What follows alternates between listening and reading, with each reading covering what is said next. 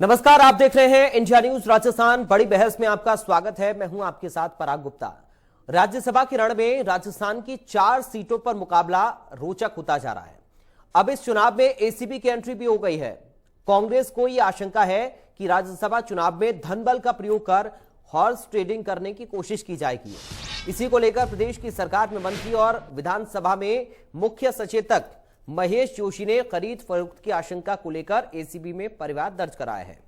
उधर एसीबी में मामला दर्ज कराने के बाद महेश जोशी चुनाव आयोग से मुलाकात करने पहुंचे और राज्य की सीमाओं में सुरक्षा और नाकेबंदी का निवेदन उन्होंने किया, जिससे कि किसी भी तरह की अनैतिक गतिविधि को रोका जा सके। मुलाकात के बाद जोशी ने कहा कि चुनाव आयोग से हमें आश्वासन मिला है कि चुनाव निष्पक्ष तरीके से होगा। इस दौरान उन्होंने बहुमत का आंकड़ा बताते हुए तीनों सीटों पर कांग्रेस की जीत का दावा किया। महेश जोशी के एसीबी में परिवाद दर्ज करवाने को बीजेपी ने सरकार का एक स्टंट बताया है। मुख्य निर्वाचन अधिकारी राजस्थान से हम लोग मिले। इलेक्शन कमीशन ऑफ इंडिया में हमने चीफ इलेक्शन कमिश्नर के नाम एक उनको शिकायत पत्र दिया है, उनके माध्यम से दिया है, मुख्य निर्वाचन अधिकारी राजस्थान के माध्यम से। और जो शंका हमने एसीबी के सामने व्यक्त की थी, क्योंकि चुनाव का मामला है, निर्वाचन आयोग भी इस मामले में सतर्क रहे। उन्होंने हमसे कहा कि वो पूरी गंभीरता के साथ में इस बात को ध्यान रखेंगे कि राजस्थान में राज्यसभा के चुनाव पूर्ण निष्पक्ष तरीके से संपन्न हो और इसमें किसी प्रकार के हॉर्स ट्रेडिंग की संभावना नहीं। हमने उनसे ये भी कहा, बापना जी ने उनसे कहा कि भाई जो जिस तरीके से धन के आने के रास्ते होते हैं, जो जयपुर और आसपास के इलाके, वहाँ चौकसी बढ़ाई जाए, जो एंट्री पॉइंट्स हैं उन पर ध्यान रखा जाए। किसी भी तरीके से कोई आशंका अगर बनती है तो उनको समाप्त करने की कोशिश की जाए। आखिर वोट आएंगे कहाँ से? मुख्यमंत्री जी ने भी ये बात कही कल उदयपुर में। आखिर वोट आएंगे कहाँ से? वोट आने का कोई तो तरीका होगा,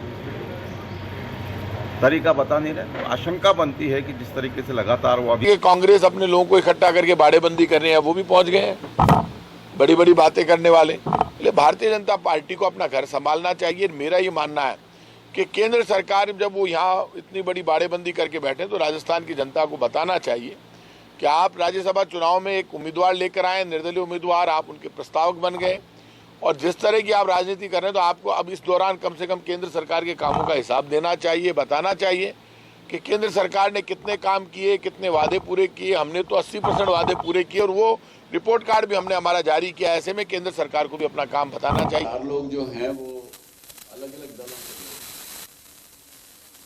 और 8 लोग जो मैं कह रहा हूँ जो क्रॉस वोटिंग करेंगे वो तो कांग्रेस के ही है। ऐसा मैंने प्रश्न उठाया है। मेरा प्रश्न यह है कि एक व्यक्ति जो 8 दिन पहले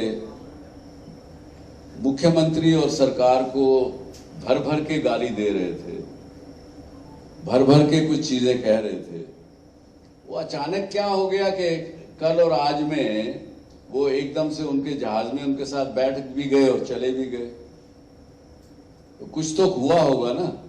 तो वो हॉर्स ट्रेडिंग या लालच, प्रलोभन उन्होंने दिया है कि सुभाष चंद्र ने दिया है? शंका है कि उनके खेमे से वोटों का क्रॉस होगा, वोट दूसरे दल को जा सकते हैं, निर्दलीय को जा सकते हैं, भाजपा को जा सकते हैं। इस आशंका को निर्मूल करने के लिए ईडी और सीबीआई का आरोप लगाने वाले मुख्यमंत्री जी ने अपने खास सलाहकार महेश जोशी के माध्यम से एसीबी का सहारा लिया है। अगर सरकार की हिम्मत हो और महेश जोशी जी के पास कोई प्रमाण हो तो नामजद एफआईआर दर्ज कराएं। कई मुद्दों पर अपनी बात रखते हुए क्षेत्र के युवा बेरोजगारों ने शिक्षक भर्ती हेतु आंदोलन किया था। काकर डुंगरी प्रकरण हो गया, 2 युवाओं की जान चली गई। इस घटना को लेकर पुलिस विभाग ने मुकदमे दर्ज किए, कई गिरफ्तारियां भी हुई। ऐसे प्रकरणों में कई निर्दोष लोगों के खिलाफ भी मुकदमे दर्ज हो जाते हैं। इस प्रकरण में युवा रोजगार हेतु आंदोलनरत थे, कई युवाओं का सिलेक्शन भी हो गया। है, लेकिन मुकदमे लंबित होने के कारण उनको नौकरी नहीं मिल पा रही है।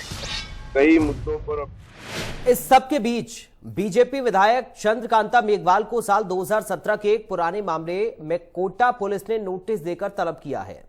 पुलिस ने विधायक चंद्रकांता मेघवाल के आवास के बाद नोटिस चस्पा कर थाने पर बुलाया। अनुसंधान सीआईडी के द्वारा किया जाएगा। अभी बाद अनुसंधान आपकी जिसमें कुल 9 लोगों के खिलाफ जुर्म प्रमाणित उसी के तहत एक सामान्य जो कानूनी प्रक्रिया है उसी के तहत के खिलाफ नोटिस जारी किए हैं। इसमें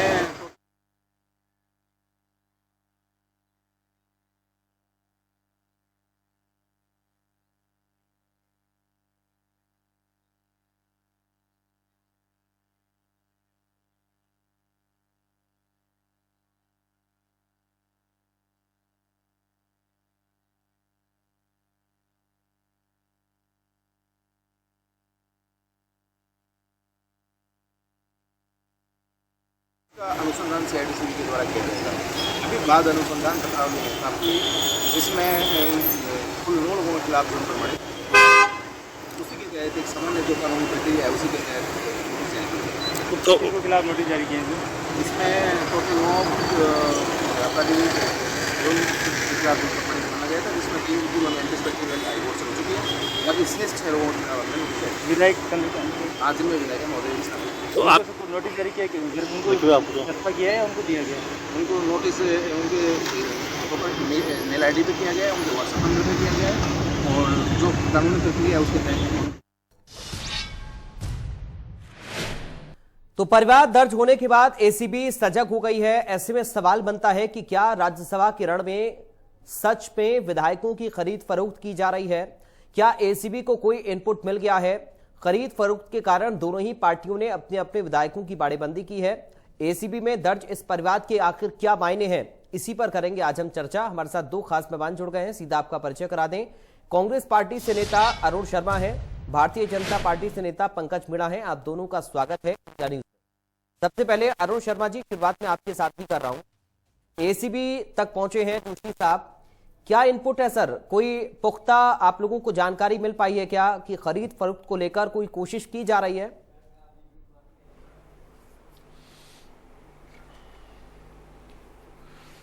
देखिए, इनपुट तो हमारा तजुर्बा और भारतीय जनता पार्टी का पिछले कुछ सालों में इतिहास सबसे बड़ा इनपुट है। ये कोई पहली बार नहीं हो रहा है। हमने ये गुजरात के राज्यसभा इलेक्शन में भी देखा, हरियाणा के में भी देखा। इतना ही नहीं, जनमत से जो सरकारें बनी, जनता के वोट से बनी, वो चाहे मध्य प्रदेश की हो, कर्नाटका की हो, ऐसे आधा दर्जन सरकारें इनने इसी तरीके से जोड़ तोड़, हॉर्स ट्रेडिंग, एमएलएस को हवाई जहाजों में भर भर के दूसरी जगह ले जाके किया है। तो ये अपने आप में जो एक्सपीरियंस है हमारा और जो इतिहास है भारतीय जनता पार्टी का, प्लस देखिए पराग, ये बिल्कुल शुद्ध अंक गणित का मामला है जी। क्लियर 200 एमएलएस की विधानसभा है, 126 हमारे साथ पिछले 3.25 साढ़े 3 साल से सतत बने रहे हैं, चुनौतीपूर्वक समय में भी। और इनके पास 71+3 है। सीधा सा सवाल था कि ये चुनाव हो जाने देते चुपचाप, लेकिन इससे जो लास्ट मोमेंट पे इन्होंने किया, जैसे पहले इन्होंने घोषणा की कि भारतीय जनता पार्टी के 2 कैंडिडेट होंगे, फिर इनने विचार किया होगा, किसी ने सजेस्ट किया होगा कि भाई दिस इज टू रिस्की, ये तो खतरा ज्यादा है। चुनाव से ठीक पहले राज्यसभा क्या में बीजेपी का कोई कैंडिडेट हार जाए, ये तो अच्छी खबर नहीं होगी। तो इसलिए अब ये निर्दलीय रूपी बीजेपी के सुभाष चंद्र जी को लाए हैं। ऐसा निर्दलीय उम्मीदवार जिसको प्रदेश में 13 निर्दलीय एमएलए हैं, उनमें से 1-2 तो प्रस्तावक होते कि ये हमारा बिल्कुल भाईबंद है, निर्दलीय ये भी है, निर्दलीय हम भी हैं। उनका कोई समर्थन नहीं है। भारतीय जनता पार्टी के समर्थन से वो खड़े हुए हैं। सुभाष चंद्र जी का खुद का इतिहास भी इंटरेस्टिंग है। हरियाणा में जब वो इलेक्शन जीते तो कांग्रेस के 14 वोट खारिज इसलिए किए गए कि स्याही का रंग बदला हुआ था। एक खास पेन इस्तेमाल किया जाता है और उसकी स्याही से भी मैच किया जाता है, वो स्याही मैच नहीं की। वो केस आज भी पराग लंबित है, उसका फैसला नहीं हुआ है और ये दूसरे चुनाव आ गए हैं।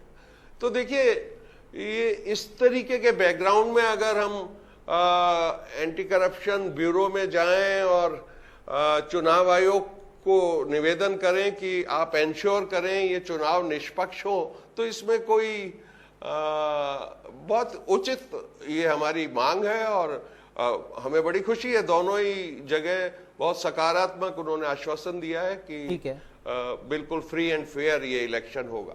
ठीक है, और बाड़ेबंदी की आवश्यकता भी पराग इसीलिए पड़ती है। चलिए बाड़ेबंदी पर आऊंगा सर, आपको रीजन एक बार बताएं, वो पंकज जी से उनका भी हमारा इस पर तजुर्बा कमेंट है ले लेते हैं। बाड़ेबंदी पर भी चर्चा करेंगे आगे। पंकज जी, कोई पेच आप लोग फंसाने की कोशिश कर रहे हैं क्या एंड मूवमेंट पर? जैसा कि जिक्र अरुण जी ने कहा कि आपने पहले तो अपना कैंडिडेट खड़ा किया और फिर आपको लगा कि हार ना जाए तो फिर आपने निर्दलीय को समर्थन कर दिया है। एसीबी तक पहुंच गए हैं जोशी साहब और चुनाव आयोग से भी उन्होंने मुलाकात कर ली है। आश्वासन तो मिल गया है कि निष्पक्ष चुनाव होंगे, लेकिन अभी भी उनको इस बात की आशंका है कि कुछ ना कुछ खेल आप लोग करने को तैयार हैं। पंकज जी,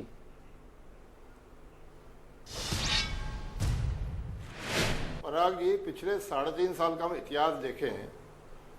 चुनाव में 2018 में कांग्रेस को केवल 99 सीटें जीती थी और उसके बाद में जिस प्रकार से इन्होंने सरकार बनाई, जिस प्रकार से इन्होंने तोड़फाड़ की, जिस प्रकार से इन्होंने एलिफेंट ट्रेडिंग की, जिस प्रकार से इन्होंने हॉर्स ट्रेडिंग की और जिस प्रकार से ये डंकी ट्रेडिंग भी करने में माहिर हैं, तो इस बात में कोई दो राय नहीं है कि गहलोत साहब चुनाव जीतने के लिए जितने ओछे हथकंडे होते हैं वो सारे हथकंडे अपना रहे हैं। परंतु वास्तविकता यह है कि कांग्रेस के अंदर खाने में एक बहुत बड़ी फूट है, एक बहुत बड़ा विद्रोह है और वो विद्रोह इस राज्यसभा चुनाव के माध्यम से कांग्रेस को और कांग्रेस के आला कमान को दिख जाएगा।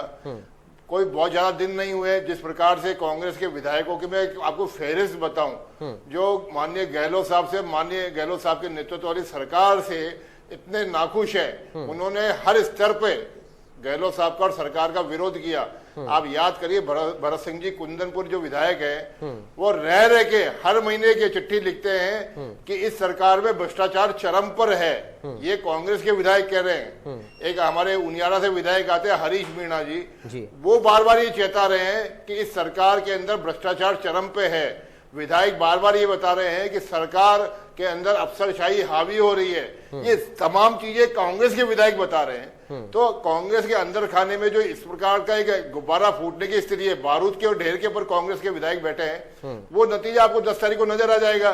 जब ये राज्यसभा के अंदर इनको मुंह की खानी पड़ेगी तब इनको कांग्रेस को अक्ल आएगी।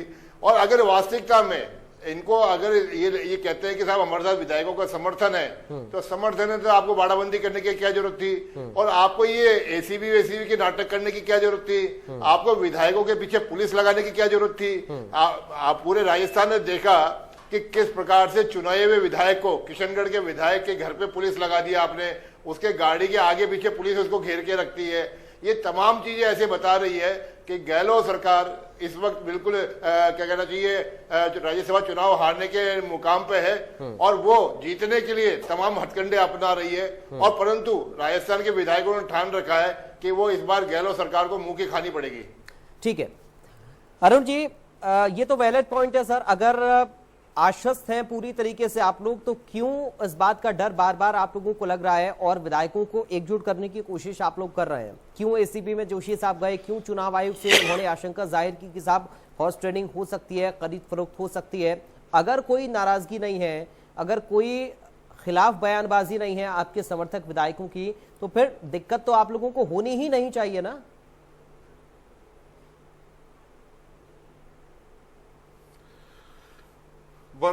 बड़ी दिलचस्प बात कर रहे हैं आप और बहुत ही दिलचस्प सवाल है आपका।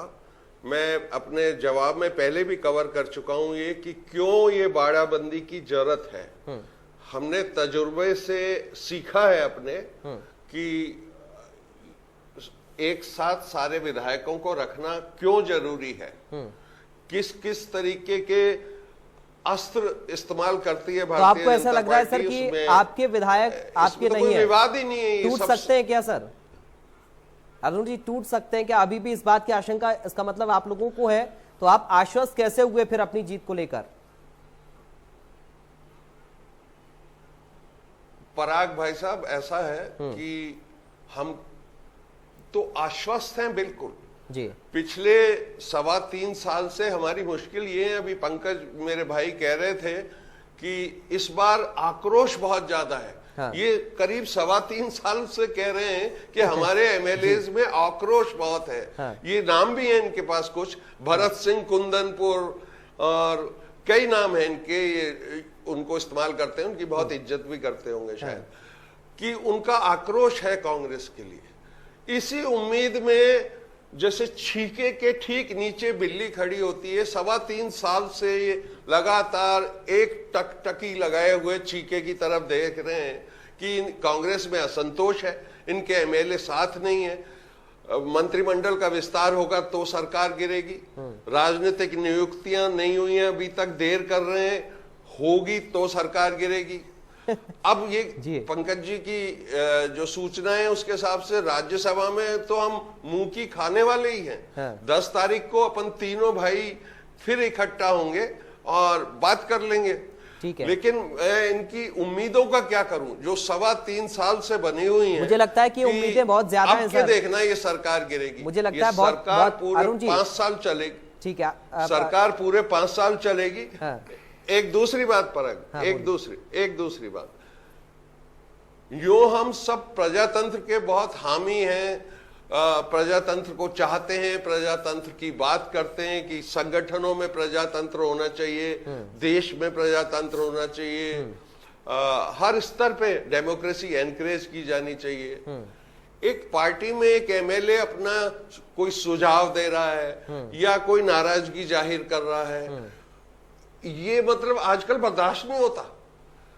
हम उन लोगों से बेहतर हैं जो 24 एमपी राजस्थान ने दिए भारतीय जनता पार्टी को पिछले चुनाव में जी। मुंह पे ताला लगाए बैठे हैं, वो चाहे ईस्टर्न कनाल प्रोजेक्ट हो, राजस्थान के कोई भी हित की बात हो, हमने तो किसी अखबार में किसी चैनल में उनकी चर्चा सुनी नहीं। इन 24 से अच्छा तो वो एक आदमी है जो अपनी नई अलग पार्टी बनाए हुए, कम से कम मुखर तो है, राजस्थान के मामलों में आवाज तो आती है। तो एक ही अप्रिशिएट तो करना चाहिए ना कि अगर एक पार्टी में प्रजातंत्र है, खुली पार्टी है, लोग सलाह देते हैं, मंत्री एडवाइस कर देते हैं, खुद मुख्यमंत्री किसी टीचर्स के प्रोग्राम में पूछ लेता है भाई आप लोगों को पैसे तो नहीं देने पड़ते। तो मतलब ये अप्रिशिएट करने की चीजें हैं, बजाय इस पे आप ये सोचे कि ये असंतोष है। ये तो बड़े अच्छे गुण हैं। ठीक है पंकज जी, खुली पार्टी है। चलिए पंकज जी, बहुत ही अरुण जी को सशक्त, अरुण जी ये पूछना चाह रहे हैं कि 126 पूरे वोट हैं। ठीक है, ठीक है पंकज जी, इतनी ज्यादा उम्मीद आप लोग को कैसे है सर? कैसे इतनी ज्यादा उम्मीद आप लोग अपने मन में रखकर बैठे हुए हैं कि साहब कांग्रेस को मुंह की खानी पड़ेगी? जबकि देखिए आज ही बीटीपी के 2 विधायकों ने मुख्यमंत्री से मुलाकात की, आदिवासी नेता उनके साथ थे, उन्होंने कहा निकलकर कि संतुष्टि पूर्वक बातचीत हुई है, कोई मसला नहीं है, समर्थन की बात भी कही है। जब सारे विधायक कांग्रेस के साथ हैं, कहीं पर कोई टूट नहीं है, तो बीजेपी को आखिर ऐसा क्यों लगता है कि सरकार के विधायक जो समर्थक उनके साथ हैं वो उनसे नाराज चल रहे हैं? बयानबाजी अगर हो रही है तो बैठकर बातचीत भी तो हो रही है ना?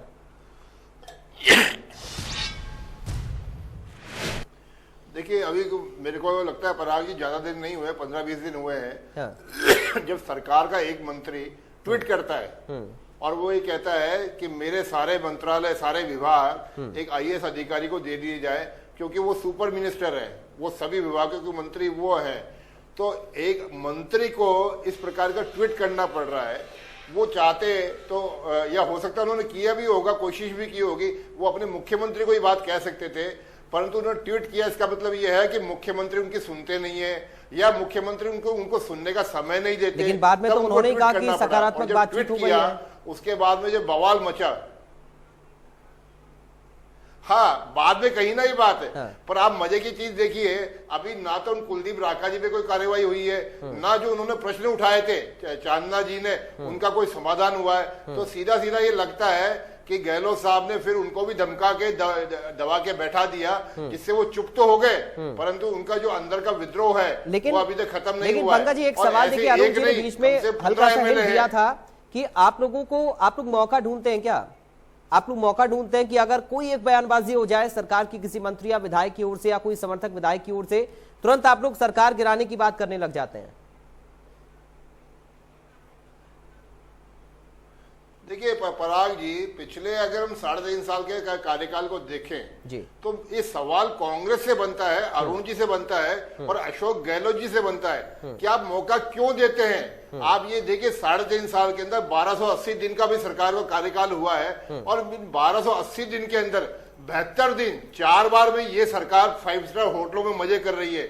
एक बार 36 दिन रही, एक दिन 12 दिन रही, एक दिन 18 दिन रही, अब 10 दिन रही। तो 72 दिन जो सरकार अपने आप को असुरक्षित मान के 5 स्टार होटलों में नाच गाने देखने में व्यस्त है, आप इससे अंदाज लगा लिए कि असंतोष कहां पर है और डर किसको है। हम क्यों इंतजार करेंगे? देखिए पहले जब इनके 19 विधायक गुड़गांव गए तब भी झगड़ा इनका था। हमने तो उस वक्त ना तो कुछ किया, ना हम तो कुछ कह रहे थे कि हम कोई सरकार बनाने के लिए हमने कोई प्रोवोक किया है। बात सीधी सीधी इनका मुख्यमंत्री का और उप मुख्यमंत्री का झगड़ा था, जिस कारण से विधायकों ने विद्रोह किया। और उस विद्रोह के बाद में जिस प्रकार से शब्द उपयोग किए गए, नाकारा, निकम्मा, कामचोर, आज वो नाकारा, निकम्मा, कामचोर व्यक्ति फिर इनके साथ सरकार में क्यों आ गया? आपको उस दिन तो लग रहा था कि इसकी रगड़ाई होनी चाहिए, आज वो व्यक्ति आपको क्यों अच्छा लगने लगा?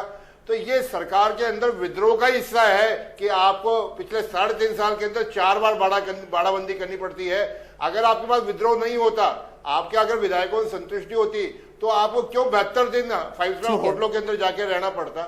और जहां तक बात है देखिए विधायकों की, आप जिन 126 की बात करते हैं, आप जीते तो 99 थे, बाकी जो आप जिन 27 की बात कर रहे हैं वो तमाम वो विधायक हैं जो कांग्रेस के नेताओं को हरा के आए हैं, कांग्रेस के सिंबल के हरा के आए हैं। तो आप उनपे क्या ढिंडोरा पीटते हैं? सीधी सी बात है, आपने उनको किया तो कोई प्रलोभन के अंदर या कोई दबाव के अंदर उनको अपने वश में कर रखा है, इसके अलावा और कोई तरीका नहीं है। जो व्यक्ति खुद कांग्रेस के सिंबल के व्यक्ति को हरा के आता है, उस व्यक्ति को आप अगर कंट्रोल में रखते हैं तो सीधे से समझ में आ रहा है कि किस प्रकार से आपने जादूगरी करी है। ठीक है, चलिए एक छोटे से ब्रेक के लिए हमें यहाँ पर सर रुकना पड़ रहा है। आप दोनों लोग बने रहिए, बहुत जल्द हाजिर होंगे।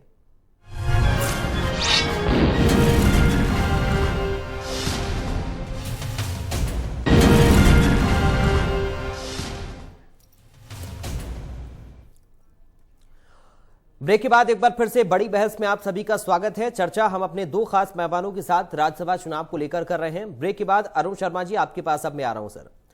काफी सारे विधायकों से चर्चा की खबरें भी लगातार सामने आ रही हैं, जहां पर नाराजगी रही या फिर बयानबाजी रही, उन सबसे एक सकारात्मक माहौल में बातचीत कैसे हो इसकी कोशिश आपकी पार्टी कर रही है और हम देख भी रहे हैं। लेकिन एक सवाल मेरा संयम जी को लेकर है, क्या संयम जी का संयम बांध पाए आप अभी तक या फिर नहीं? क्योंकि उनके जो रिएक्शन आए उस पर बीजेपी के नेताओं की रिएक्शन भी आ रहे हैं।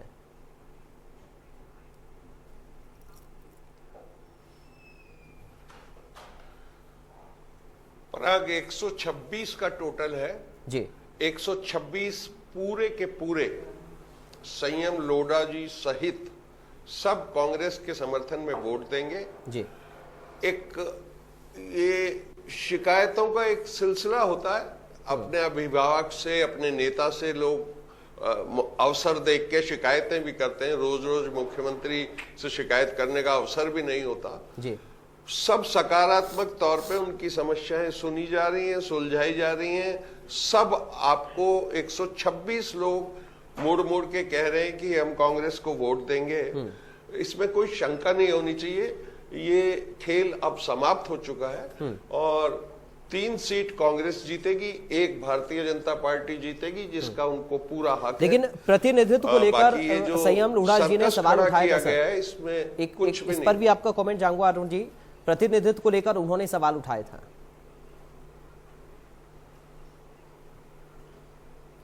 देखिए, मैंने जैसे पहले भी जिक्र किया कि सवाल उठाने का हक सबको है। एक अच्छे संगठन में ये बात होनी चाहिए कि आप अपने पॉइंट ऑफ व्यू रख सकें जी। लेकिन राज्यसभा का पराग शुरू से ही राष्ट्रीय परिप्रेक्ष्य रहता है जी। जब इसकी परिकल्पना की गई थी देश के संविधान में, तब भी ये विचार किया गया था कि ऐसे लोग जो चुनावी राजनीति में हिस्सा ले या तो लेना नहीं चाहते हैं या ले नहीं सकते हैं डिफरेंट वजहों से, लेकिन वो कंट्रीब्यूट बहुत कर सकते हैं। जैसे अपने अपने विषय के विशेषज्ञ हैं, मशहूर दर्शन शास्त्री हैं, शिक्षक हैं, वैज्ञानिक हैं और खिलाड़ी हैं इवन। तो ओरिजिनल परिकल्पना तो ये थी, क्योंकि ये लोग हैं, दिमागी लोग कहलाते हैं और कंट्रीब्यूट कर सकते हैं, पर ये चुनाव नहीं लड़ सकते, इसीलिए इनको अपर हाउस भी कहा जाता है। जी जी। दुर्भाग्य से वो परिकल्पना आज कितनी पूरी हो रही है, नहीं हो रही है, उसमें तो डाउट बिल्कुल सही है जी। वो संशय सही है। हाँ। लेकिन है इसका राष्ट्रीय परिप्रेक्ष्य, पूरे ऑल इंडिया के हिसाब से देखा जाता है कौन से दल किस दल में किस नेता की क्या उपयोगिता है, तो कोशिश की जाती है प्रतिनिधित्व मिल जाए उस स्टेट को, लेकिन कई बार नहीं भी होता है। और ये दोनों पार्टियों में ही है। भारतीय जनता पार्टी की भी लंबी लिस्ट है। राजस्थान ने खुद वेंकैया नायडू जी को भेजा, अल्फांसो साहब को भेजा, तो ये परिपाटी तो पुरानी है, इसमें कोई नई बात नहीं है। ठीक है, संयम जी को लगा होगा कि एक तो राजस्थान का होना चाहिए था, वो उनका अपना मत है, लेकिन वो रुकावट नहीं बनेगा। वो दिल से कांग्रेस को सपोर्ट करेंगे, इसमें मुझे तो कोई शंका नहीं। ठीक है पंकज जी, अरुण जी ने तो अपने आंकड़े रख दिए हैं सर, आप भी अपने आंकड़े साफ करिए। आप आखिर इतने ज्यादा आश्वस्त आप कैसे सर हैं कि कांग्रेस में फूट पड़ेगी और कुछ कमाल होगा? पंकज जी।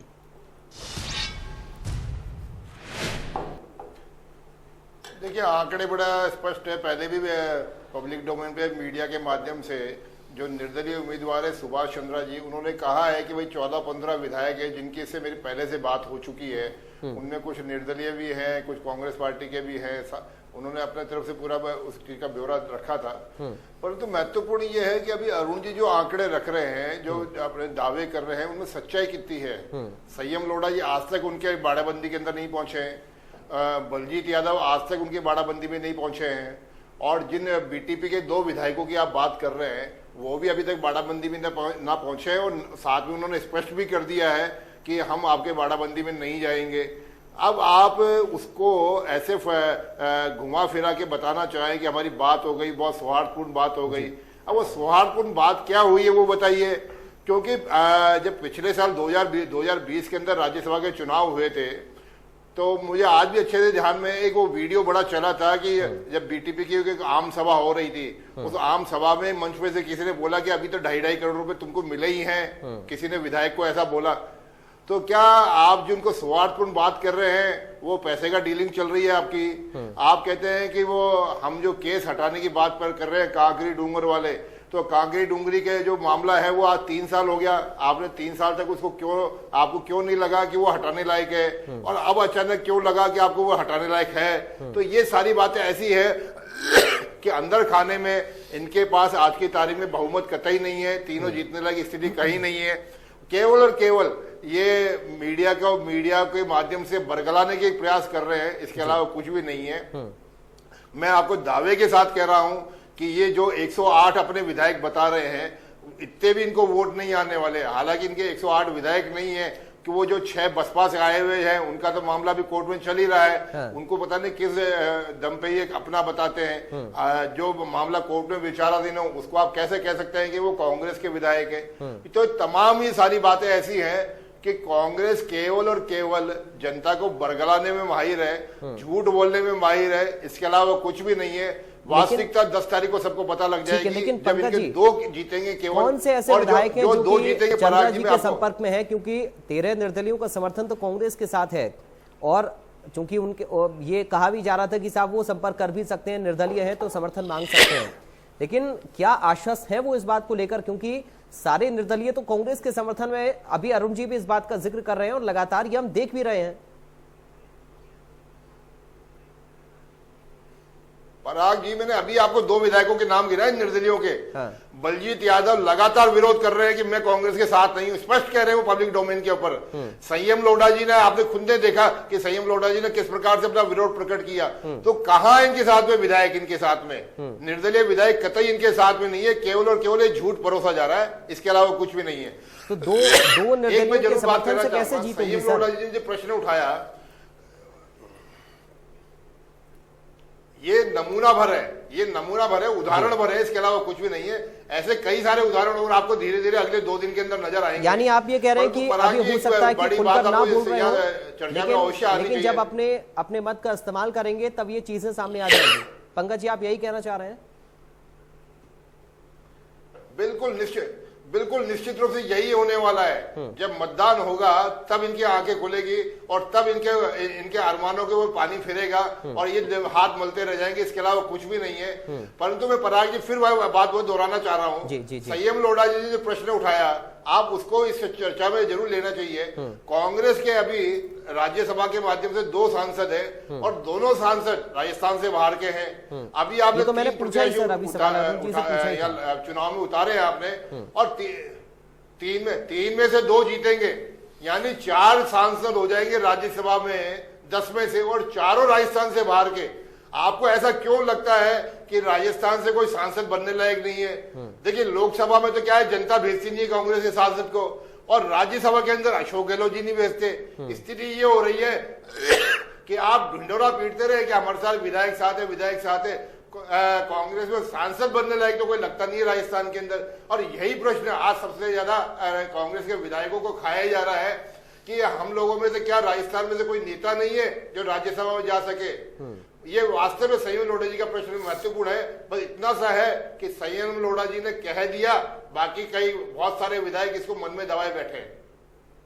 अरुण जी, ये तो दरअसल बड़ी बात कह रहे हैं। पंकज जी कह रहे हैं कि अभी तो ये सिर्फ नमूना भर हैं, ऐसा तो नहीं कि भीतर घात चल रहा हो सर, और एंड मूवमेंट पर जब आप तस्वीर देखें तो कुछ और ही हो।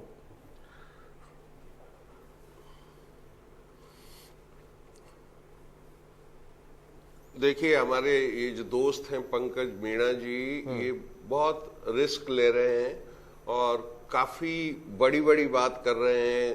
एक तो हम मुंह की खाएंगे इस राज्यसभा के इलेक्शन में, ये कह ही चुके हैं। अभी ये कह रहे हैं अंदर ही अंदर बगावत है, जो हमको तो नहीं पता, इनको पता है। और सूत्र ज्यादा मजबूत है क्या बीजेपी के? मैं इनकी सामान्य ज्ञान करेक्ट कर दूं। सुनिए, आप सामान्य ज्ञान इनका करेक्ट कर दूं। राजस्थान के जो 2 राज्यसभा एमपी का ये जिक्र कर रहे हैं, उनमें एक श्रीयुत नीरज डांगी नाम के संसद सदस्य हैं। वो राजस्थान के, खालिस राजस्थान के हैं। उससे पहले भी कई, रघुवीर मीणा जी हैं, अशकली टांक है। ऐसा नहीं है कांग्रेस ने हमेशा राज्यसभा में प्रतिनिधित्व नहीं दिया हो, तो ये शायद भूल गए नीरज जी का नाम। नीरज डांगी अभी भी राज्यसभा में कांग्रेस के एमपी हैं, राजस्थान को बिलोंग करते हैं। खैर, दूसरा मैं ये कह रहा हूं कि अब इस बात में कोई ज्यादा तंत्र नहीं है, और मेरी तो आप लोगों को भी सलाह यही है कि 10 तारीख तक का वेट करना चाहिए। सारा कुछ सिलसिला सेट हो चुका है। लेकिन सर, आदत है ना, सुभाष चंद्र तो आदत है सवाल पूछने की, और जब चीजें उथल पुथल देखते हैं तो सवाल पूछे बिना रह नहीं पाते हैं फिर। अरुण जी, नहीं, कोई बात नहीं। मुझे जवाब देने में कोई ऐतराज नहीं है, और अच्छी आदत है। सवाल तो इस देश में पूछे ही जाने चाहिए, और सिर्फ एक दल से नहीं पूछे जाने चाहिए, बड़े मतलब केंद्र सरकार से भी पूछे जाने चाहिए। बहुत सारे सवाल हैं जो देश के सामने मुंह बाएं खड़े हैं, पर कई बार हम पूछने में संकोच करते हैं। उससे भी पूछते हैं हम तो, हमारा तो काम ही है सवाल पूछना सर।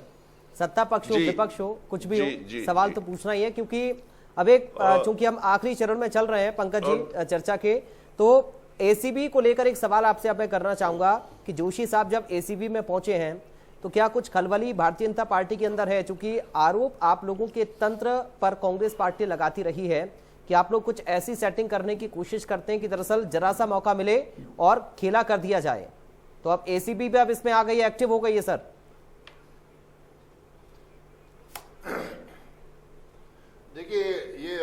वास्तव में राजस्थान का दुर्भाग्य है कि इन पिछले 3.5 साल के अंदर जितना दुरुपयोग एसीबी का हुआ है, मेरे ख्याल से आजाद राजस्थान में कभी भी इतना दुरुपयोग नहीं हुआ होगा। जब ये गुड़गांव प्रकरण इनका हुआ था तब भी यही माननीय महेश जोशी जी एसीबी में गए थे, एक एफआईआर भी दर्ज कराई थी इन्होंने, एसीबी के अंदर शिकायत दी थी, उसके पक्ष में कुछ सबूत भी दिए थे। वो उस रिपोर्ट का क्या हुआ आपको भी अच्छे से मालूम है, मुझे भी अच्छे से मालूम है, वो सब धरे रह गए। और ऐसे तमाम उपयोग क्या एसीबी का दुरुपयोग करते आए हैं। हमारे राजस्थान में रीट को लेके इतना बड़ा घोटाला हुआ, सैकड़ों करोड़ का एक घोटाला हुआ, और जिसमें उस घोटाले के अंदर तमाम जो अभी तक गिरफ्तार हुए वो लोग सारे कांग्रेस के नेता थे। कोई एनएसयूए का है, कोई यूथ कांग्रेस का है, और उन सब नेताओं की, वो कांग्रेस के बड़े बड़े नेताओं के साथ फोटो आ रही है। उस रीट के घोटाले को भी आपने सीबीआई को देने की जगह एसीबी को दे दिया। क्यों? आपको अच्छे से मालूम है कि एसीबी हम आज की तारीख में गहलोत जी की मुट्ठी में बंधा हुआ है। गहलोत जी स्वयं 3.5 साल से एक गृह मंत्री नहीं ढूंढ पाए, इसीलिए कि उनको गृह मंत्रालय किसी और को देना नहीं है। मेरे कंट्रोल में रहे, एसीबी मेरे कंट्रोल में रहे, पुलिस मेरे कंट्रोल में रहे, जिससे मैं इनका जब मर्जी आए तब इनका दुरुपयोग कर सकूं। आज चंद्रकांता मेघवाल जी को आपने नोटिस दिया, 5 साल पुराना केस है, उसका नोटिस आज देना क्यों बनता था? जब आपको मालूम है कि राजस्थान में इस वक्त राज्यसभा चुनाव चल रहे हैं, राज्यसभा चुनाव के अंदर विधायकों का अपना एक बहुत महत्वपूर्ण रोल होता है। ऐसे में आप उनको नोटिस चस्पा करके क्या दिखाना चाहते हैं? आपने सुरेश ठाकुर के घर में पुलिस लगा के क्या आपने दिखाना चाहते हैं? ये तमाम चीजें ऐसी है कि इस वक्त गहलोत सरकार पूरी तरह से एसीबी, पुलिस और जो भी सरकारी मशीनरी है जो इनके कंट्रोल में है उसका दुरुपयोग करके, उसका डर दिखा के, या ये जिस प्रकार से एक माहौल बना रहे भय का विधायकों के अंदर, उस माहौल से ये अपने कोई एक आध वोट बढ़ाना चाहते हैं, जो मुझे लगता नहीं आज की परिस्थिति में संभव है। इनके वही 105 या 108 के आसपास वोट आएंगे, इससे ज्यादा नहीं आने वाले, और इनके 2 ही कैंडिडेट जीतेंगे, तय बात है। अरुण जी देखिए, जब एसीबी के दुरुपयोग का जिक्र पंकज जी कर रहे थे, बड़ी तेज आपको हंसी आई, और एक बार फिर से अपना आंकड़ा पेश कर दिया उन्होंने, खोल दिए अपने पत्ते।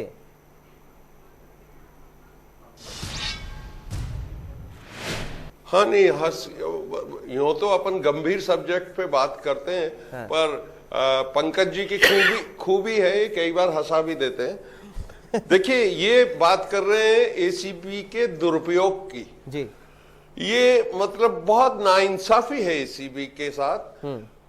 न केवल एसीबी ने अभूतपूर्व कार्य किया है इस टेन्योर में, क्योंकि चीफ मिनिस्टर ने उनको एम्पावर कर दिया था कि भ्रष्टाचार की एक एक परत खोलिए आप। तो ये ऐतिहासिक है कि राजस्थान में कितने मामले रोज दर्ज होते हैं, कितने लोगों को पकड़ा जाता है भ्रष्ट में। और शायद पंकज जी की एक बार फिर मैं जनरल नॉलेज बढ़ा दूं, अभी 2 महीने पहले ही होम मिनिस्ट्री ऑफ इंडिया ने जो एसीबी राजस्थान है उसको एक स्पेशल शील्ड दी है उसके उत्तम कार्य के लिए। तो ये एक जिम्मेदारी वाला बयान नहीं है। कल को आप भी इस सिचुएशन में होंगे, यही एसीबी होंगी, यही पुलिस होंगी, इस तरीके से गैर जिम्मेदारी बात करना ठीक नहीं है। एसीबी यहाँ बहुत फर्स्ट क्लास काम कर रही है, उसमें कोई शक नहीं है। अगर दुरुपयोग का कहीं उदाहरण देखना हो, चुनाव के समय, चुनाव से ठीक पहले ईडी के दुरुपयोग को देखा जाए, इनकम टैक्स के देखा जाए, लिस्ट है, एक लंबी फहरिस्त है। हर चुनाव से पहले विपक्षी नेताओं के यहाँ छापे, किसी इतर वाले के यहाँ छापे, फिर पता लगा ये वाला इतर वाला तो अपना है, एक्चुअली वो दूसरा पी जैन है। ये सब इस देश ने देखा है। तो दुरुपयोग का जहां तक सवाल है, सबको मालूम है। अरुण जी, ऐसा तो नहीं कि कार्रवाई आपने अपनी पसंद की है से पहले, और आपने एक पॉइंट बीच में रखा सर, मैं उस पर एक सवाल करना चाहूंगा। आपने कहा कि कल को आप भी इस सिचुएशन में हो सकते हैं, तो ऐसा ना बोलिए कि कल को वापस लेना मुश्किल पड़ जाए। 23 को लेकर कुछ संशय है क्या आपको?